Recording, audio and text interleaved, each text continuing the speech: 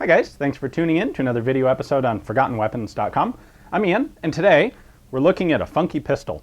We were just talking about weird controls on military firearms last week on the blog, and this one came up. This is the Browning BDM, and it has a really unusual set of controls. I should say mechanically, there's not a whole lot particularly novel about it. It's kind of a standard Browning lock, short recoil pistol, but it's the controls that make it different. What we have here on the side of the gun is a little rotating selector that allows you to be in P for pistol mode or R for revolver mode. Now this pistol was designed for police agencies, and Browning knew that some agencies that were adopting it would have been previously using revolvers, and some other agencies would have been using semi-autos. And they wanted to have a pistol that would market well to both. So we're in revolver mode right now, and what happens when I'm in revolver mode, when I rack the slide, the hammer comes back every time into double action. The hammer doesn't stay back. It's double action only.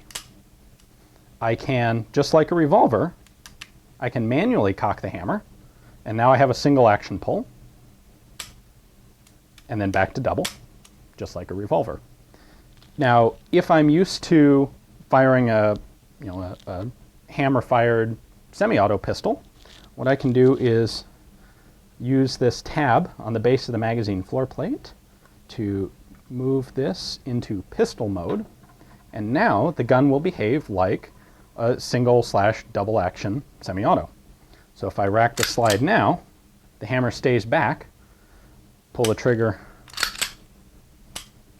every time it cycles, the hammer stays back in single action mode.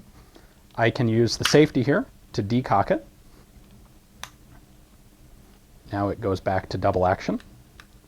And of course, I can leave the safety on, and it disengages the trigger entirely.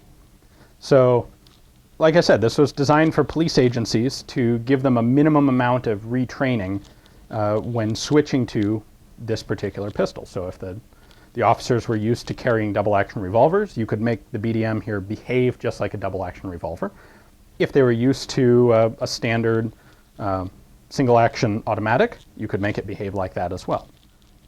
So there's one other weird control on this pistol, and I'm not quite so sure why they did this one. We put the magazine in, can lock the pistol open like it's empty, out of ammo. We take out the mag, we put in, let's consider that a loaded magazine. Rather than hit the slide release here, I can actually hit the safety, and engaging the safety will drop the slide. Now it's also, of course, safed, so if I want to then fire, I have to disengage the safety, and now I'm ready to fire in double action mode. So, like I said, other than these weird set of controls that were there to try and appeal to police agencies, the BDM is a fairly standard mechanical pistol, and actually a really nice handling pistol.